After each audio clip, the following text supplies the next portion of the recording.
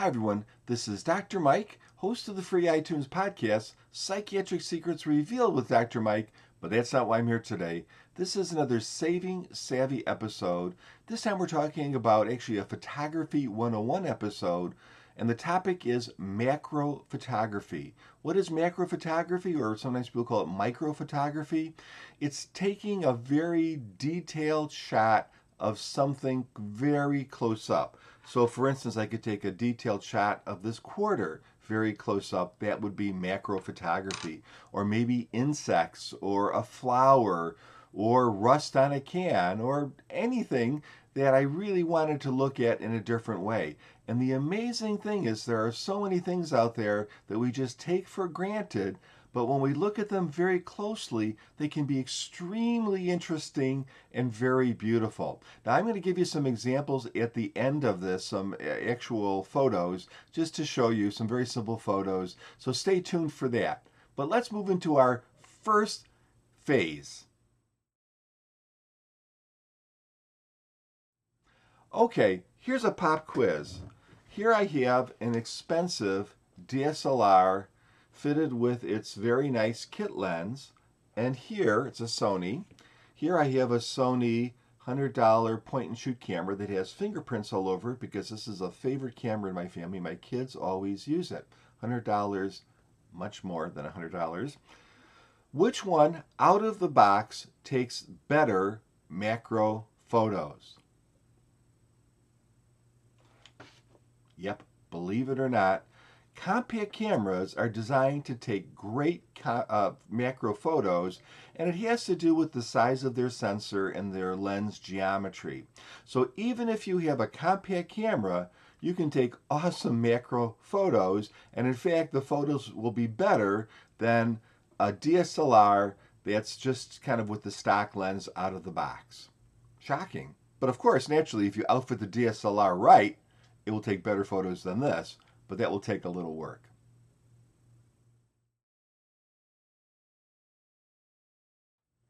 Okay, and now a little disclaimer. I had this idea to do this particular video when I was at one of my work sites, which is about an hour and a half away. It's almost 100 miles away. And so I worked a full day, drove the hour and a half it took to get back home, and really started doing the shots when I got back home. So a lot of the things that I'm going to tell you in this video, I actually didn't do. Terrible, I know. But you can do macro photography any way you want. But let me tell you some secrets right off the bat. To do macro photography properly, you want to keep your camera as steady as possible. And that usually means using a tripod. And if you have a DSLR that has a flippable mirror, flipping the mirror up. It also might mean using a remote shutter release or the timer on the camera. For instance, my little point and shoot, where did I put it? It has a timer, so I get set a timer, so I'm not even touching the camera when the picture is taken. So those are all the things that you should do, and you'll have much better results. I didn't do any of them, so sorry. I'm not a professional photographer, and I have very little time in my life. But it'll still give you, my pictures will still give you an idea. You're not going to see them in a magazine, though. Okay. Now the next thing you need to know is what kind of a lens can you use for macro photography? Well, the reality is you can use any lens that you want. So, for instance, this has actually a really nice lens on it. This is a stock lens, but it's a 16 to 50 solid f2.8 lens. That's a really nice lens. I could use this lens. I could get pretty close with this lens, but it wouldn't be a true macro lens.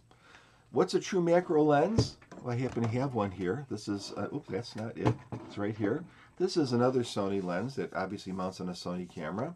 This is a 100 millimeter macro lens. So macro lenses typically are prime lenses that will have the word macro on them. And what that implies is that First of all, they have extremely sharp optics. So I could not only use this for a macro, but I could use this for a portrait lens or whatever else I wanted to use it for, but it's going to have very, very, very sharp optics. The other thing about a true macro lens is that it has a 1-to-1 ratio between the object and the sensor. So we're going to pretend that this is a sensor. And we know this is a quarter. So with a macro lens, if I was able to look at the image on the sensor, it would be the same size, right? The image would actually cover the sensor in a 1-to-1 ratio. Now, some macro lenses will offer even greater magnification, and I think Canon, for their systems, actually has, I mean, it's almost like a telescope or something. It has a lens that will offer various magnifications, but that's pretty unusual. So usually a true macro lens will say macro on it, and it will have super sharp optics, and it's typically going to be a prime lens. Now they come in various lengths or focal lengths. This one happens to be 100 millimeters. Sony also sells a very nice and very inexpensive 30 millimeter, and you can get 150 millimeter macro lenses and other such things. What's the advantage and disadvantage of the focal length? Well, the longer the focal length, I won't be able to, if I'm focusing on this pen, for instance, I'm going to have to be farther away to fill that frame up. But if I want to focus something like insects or something, that's a good idea. So I'm not going to disturb them, and I'm going to be able to be far away, and I'm going to have lots of natural light coming in from around the surroundings, and that's going to be a good thing. However, the longer the focal length, that does two things. One, it's going to increase the price of your lens. The longer focal length lenses are more expensive. And the other thing is that with a longer focal length, you tend to have a somewhat shallower depth of field. And macro photography has a super shallow depth of field anyways, so you're going to have to be doing a lot of micro adjustment to get things just right. Those are things you get used to over time. So, what about other lenses? Now you can find some telephoto lenses that will say macro on them. And they will allow for magnification, especially when you're out in the telephoto zone. You might have to be 5 feet away taking the picture, but they will allow for some telephoto kind of macro effects. However, they're not true macro lenses in the sense that they will not have that 1-to-1 ratio.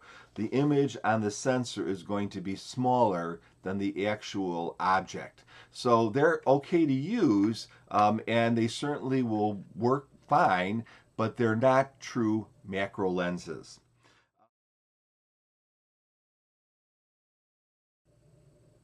The other thing that you need when you take any photograph is light.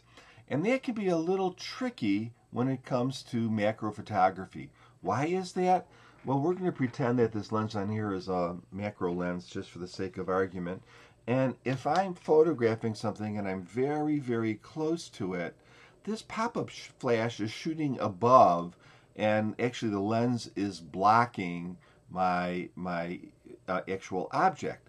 So what are some tricks around that? Well, one trick is to take photographs using a lot of natural light. So if you're out in nature, you have plenty of light. You might even want to do some fancy backlight kind of thing, or you might want to use a reflector. That reflector could be something as simple as a piece of paper that you hold to reflect light into the object.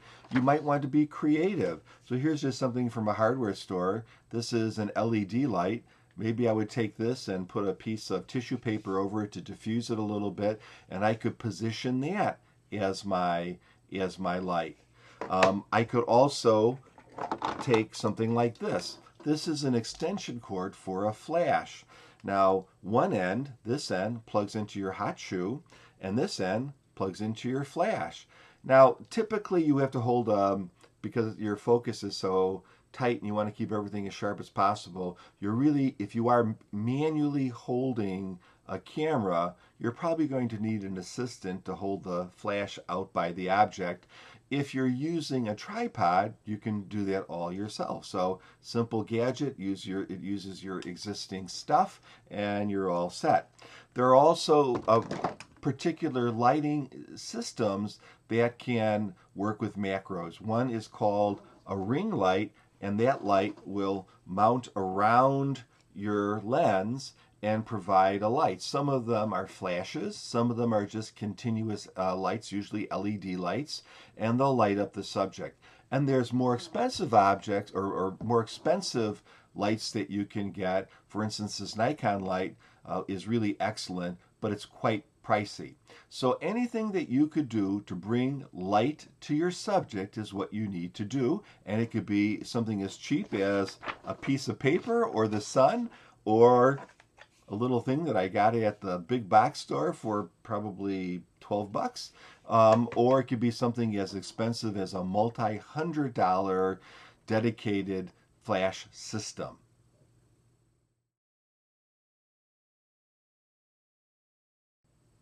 Okay, focus.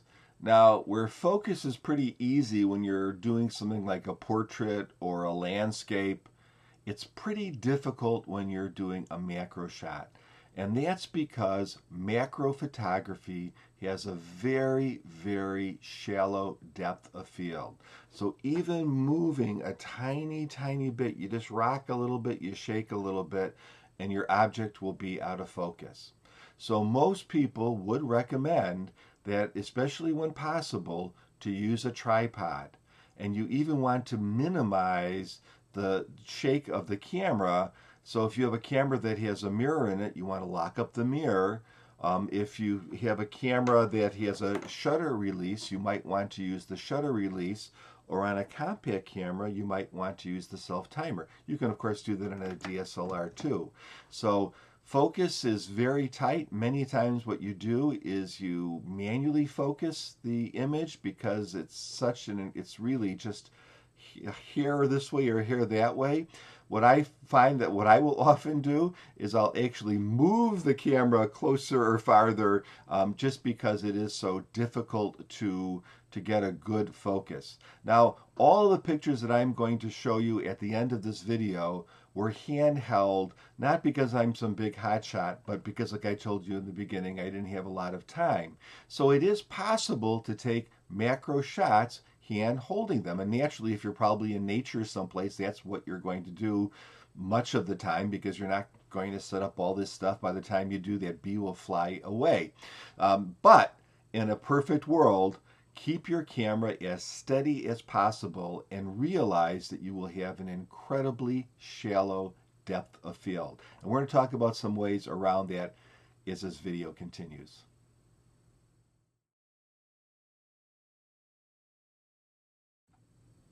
Okay, now we're going to talk about focus stacking. Focus stacking means basically taking a series of images and then stacking them together in a photo editor to produce the clearest picture possible. So take a look at this leaf. I mean, it's just a leaf, it's nothing special. But if you look at where it's focused when I do a crop, you can see that it's amazingly sharp, and you can actually see the little veins in the leaf, and you can see the stoma. That's where the gases are exchanged. But if you go up just a fraction above the focus point, it's completely blurred.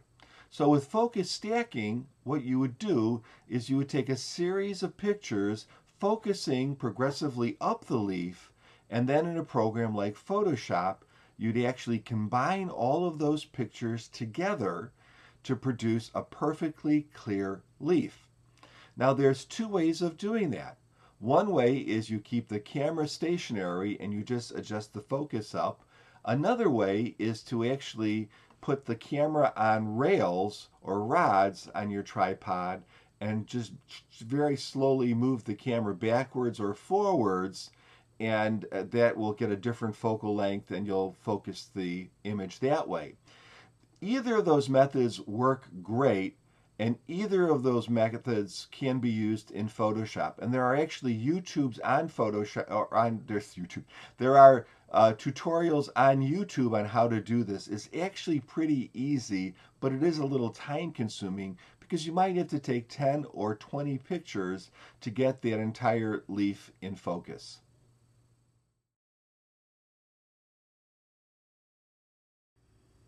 Okay, now for some tips, tricks, and hacks.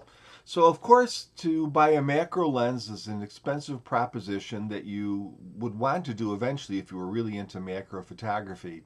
But if you're just trying to have some fun, why not do it a cheaper way? That's a saving savvy way. Well, one way is just to use your current lens that came with your camera. Now, you're not going to get that 1-to-1 ratio on the sensor, but you can still get pretty close. So focus as close as you can to, let's say, your macro object. And when you get as close as you can, take the picture and then crop it in a photo editor. And you've essentially created a macro photograph, kind of cheating a little bit. Another option that you can have is to actually mount the lens backwards. So if I take this lens off, let me take the cover off too. You can see there's the back and there's the front. You can actually buy very inexpensive adapters that will allow me to mount the lens like that. Now you would think to yourself, why in the world would I want to do that? Well, remember if you were a kid, if you had a cheap little toy telescope, and if you looked at the telescope the opposite way, in other words, you flipped it over, it sort of acted like a microscope. Well, it's the same thing with a lens. If you flip it the other way, it's going to act like a microscope basically, and you'll be able to get in much closer. Now you're going to lose all of your electrical connections with the lens, so all the autofocus and aperture adjustment, all that kind of stuff, you're going to have to do all of that manually. But if you have a manual lens, especially a lens that has an aperture ring on it already, you can do it using manual mode and save yourself some money. Another thing to do is to use extension tubes, which are these guys here. And if you see what's an extension tube, it's completely, there's no lens in there. It's just a tube that extends out your regular lens. So it makes your regular lens longer. And so this lens here, most typical lenses will focus to infinity. In other words, they'll focus things that are far away, but they have a limit to how close they can focus, and that will vary from lens to lens. So if I take this pen here, maybe this lens will focus this far. This is the closest I can get into focus without being blurry. If it was a different lens, it might be this far, or it might be that far, or if it was a telephoto lens, it might be 5 feet. But if I could make this lens element, this farthest element, further away, I would be able to focus things closer. I would lose my ability to focus to infinity, but I don't care about that because I'm focusing on things that are close. And you can do that by buying extension tubes. These are little tubes that push the lens further from the camera body. And this is a set of 3, so you can actually take them off. Again, they're hollow on the inside, and you can either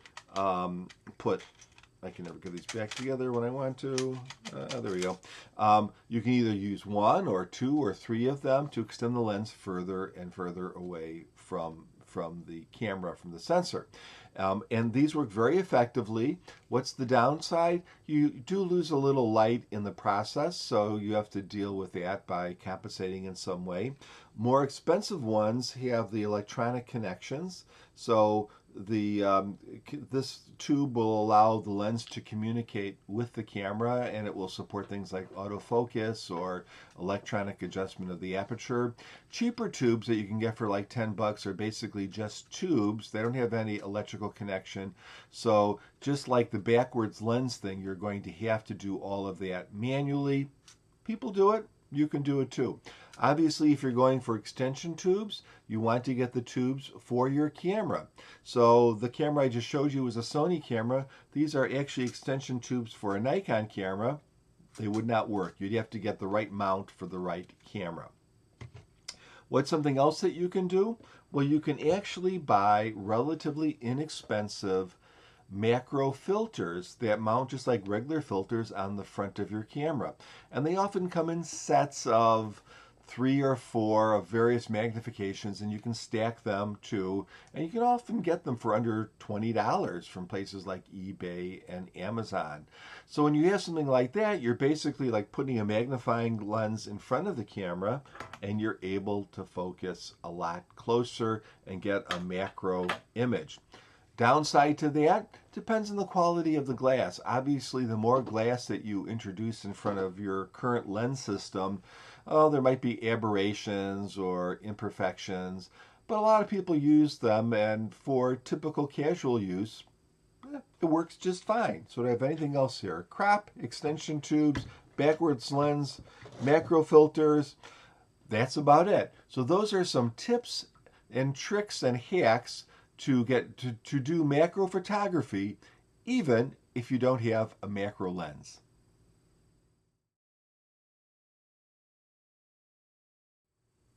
Okay, let's look at some examples now. Remember, these were done after a long day at work. They're not necessarily artistic masterpieces, and I'm hand holding the camera the best I can because I just was too tired to get all the stuff out. So these are examples that will still demonstrate the principle. Just don't judge me on my artwork, okay? Because it's So this first shot and the first couple of shots are actually taken with a compact camera. And I'm using an FC200 here, which is one of my favorite compact cameras. I have a video on it. You should watch it. And you can see that even with this little tiny 1.2 over this 1 over 2.3 sensor, you still get some nice blurring in the background. And this is a very tiny mushroom out in my front yard. Here again is just a picture of a flower, again using just that compact camera, looks good. And these are some very tiny little, I don't know what they are. I don't know if these are going to become mushrooms or if this is the way they stay, but I found them very interesting, and you normally would just step on them. And here again you can see that compact camera can do a really awesome job with macro photography, and it does a nice job blurring out the background. And one last shot, I think this is kind of a very sweet shot. This is all natural lighting with this particular shot. And again, using a compact camera. This was a tiny, tiny mushroom, and just looks like kind of cool, I think, from a compact camera. So now let's move into a DSLR with a macro lens on it.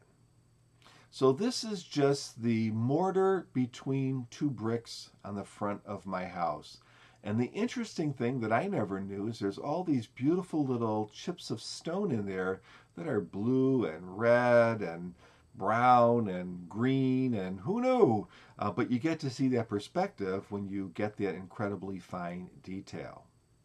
Here are just some colored pencils just kind of thrown on actually a black pillow to give you that effect. Again, I think they're kind of pretty just in the sense that it's something that you normally would not look at very closely that has a lot of beauty when you look at it close enough.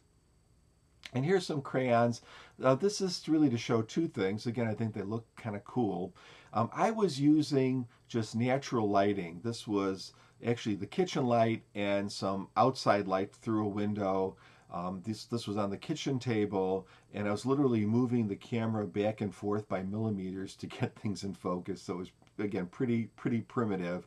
But even doing that, you can see that the front crayons are in focus to the point where even the paper, you can see the texture on the paper, but you go 1 row back and you already start to blur, which shows you the very narrow depth of field that you often have with macro photography. Here's some thumbtacks, which I think they're really quite beautiful. Who knew that they would be so pretty when you're sticking your finger with them because you missed? And here's just some spoons that I put into a cup, and you can see the kind of that strip of lights. That was using that hardware store light without any kind of covering on it, just trying to light the area a little bit better. And the interesting thing here, again, hand hold or held, when I get close, what incredible detail these lenses have. I mean, that's the spoon on a crop. So, wow. Here's my watch showing 2 things. I have it kind of just standing up. First of all, I guess I have some scratches on it. That's one thing. But the other thing is that if you look at the 60 on the top, it's less in focus than the 30 on the bottom.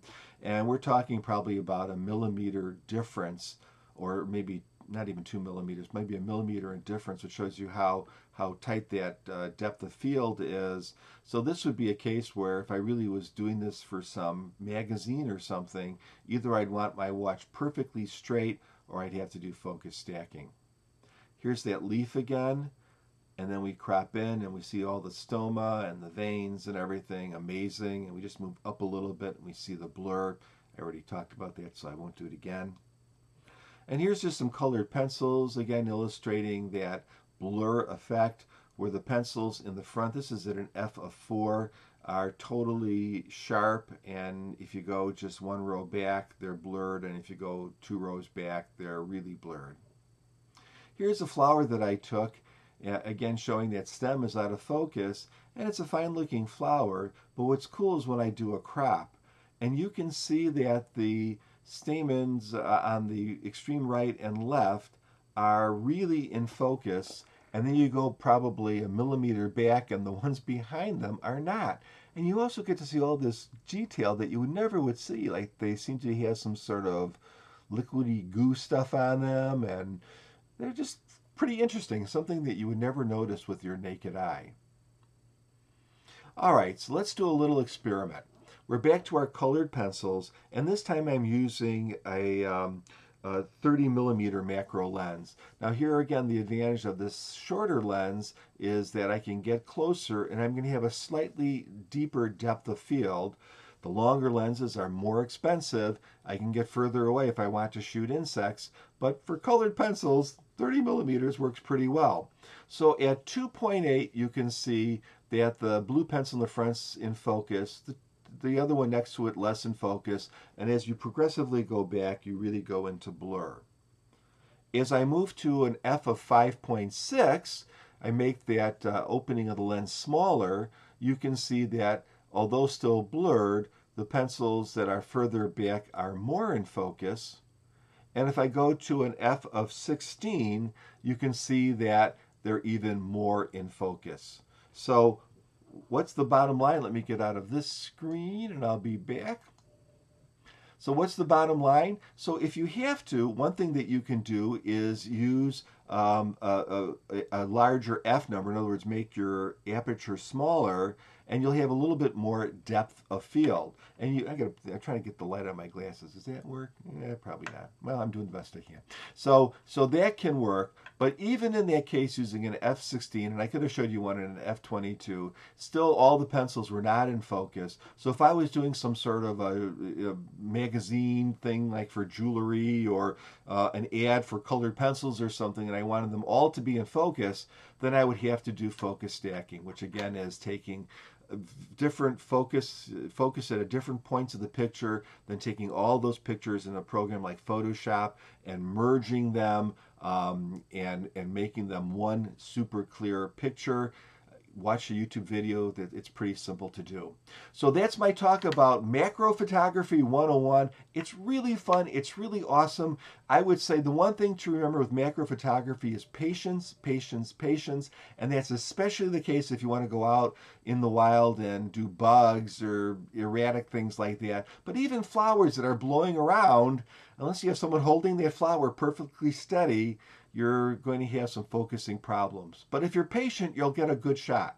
If you get some time, please give my absolutely free audio podcast a listen. It's called Psychiatric Secrets Revealed with Dr. Mike. You can find it on iTunes and other podcatching sites. And it's completely different than this. And I think it's kind of interesting.